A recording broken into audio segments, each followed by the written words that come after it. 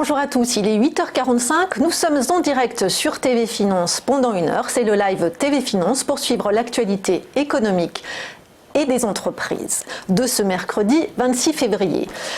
Au sommaire de l'émission des invités, nous retrouverons tout à l'heure Guillaume de Villèle, fondateur de OnTrust, un cabinet de conseil en marketing digital. Nous assisterons ensuite à l'ouverture de la Bourse de Paris aux côtés d'Éric Seban, trader coach chez Perceval Finance. Puis Dorian Abadi, formateur en analyse technique, nous présentera les market movers du jour. Éric Froment, fondateur de Cefior, évoquera les différentes solutions qu'il apporte aux entreprises pour leur redéploiement stratégique. Enfin, n'oubliez pas, à 14h, l'émission Entreprises et Innovation, codiffusée sur le site du Figaro, rubrique Économie. L'invité du jour est Alexis Morlière, DG de Cadlog France.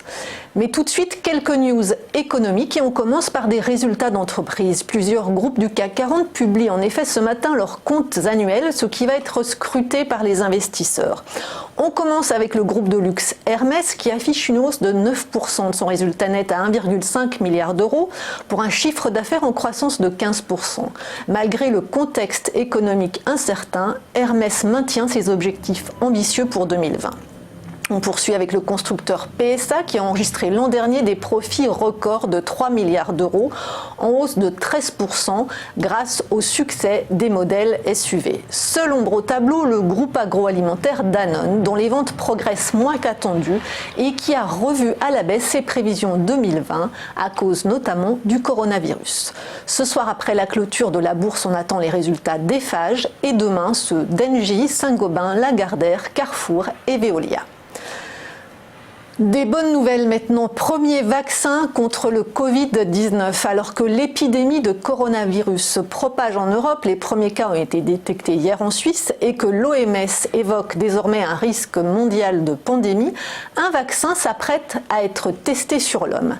La biotech américaine Moderna, cotée au Nasdaq, a développé et fabriqué en un temps record un lot de 500 vaccins pour une étude clinique de phase 1.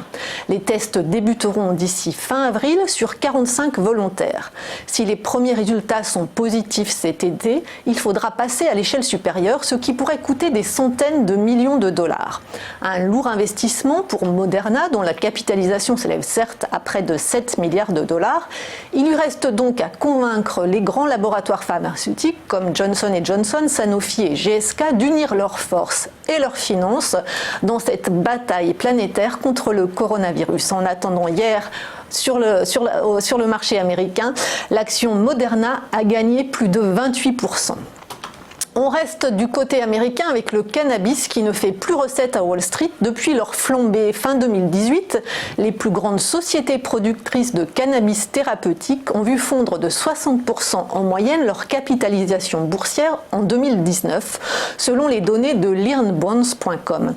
Les stars du secteur, Aurora Cannabis et Tilray, ont subi le plus gros choc et perdu 80% de leur valeur dans leur sillage Cronos Group, chute d'environ 70%. Et au regard de la forte volatilité observée sur ces titres, la baisse des cours n'est peut-être pas terminée. L'une des raisons avancées à cette désaffection pour le secteur est l'absence d'un cadre juridique clair qui expose ces sociétés à un risque. Pour rappel, le cannabis, et notamment aux États-Unis, le cannabis est par exemple utilisé dans le traitement de l'épilepsie et des maladies pulmonaires. Retour maintenant à la Bourse de Paris. En préouverture, le CAC 40 est attendu dans le rouge. Hier, l'indice parisien a cédé 1,9% à 5679 points dans un volume d'échange élevé de 6,2 milliards d'euros. Wall Street a dévissé pour la deuxième séance consécutive en raison du risque de pandémie du coronavirus. Le Dow Jones a chuté de 3,15% à 27 081 points et le Nasdaq de 2,8% à 8 965 points. Ce matin à Tokyo, le Nikkei a terminé dans le rouge. Sur le marché d'échange, l'euro reste en dessous du seuil de 1,09 $. Côté pétrole, ça monte. Le baril de Brent s'échange au-dessus de 55 $ et le brut léger américain WTI à plus de 50 $.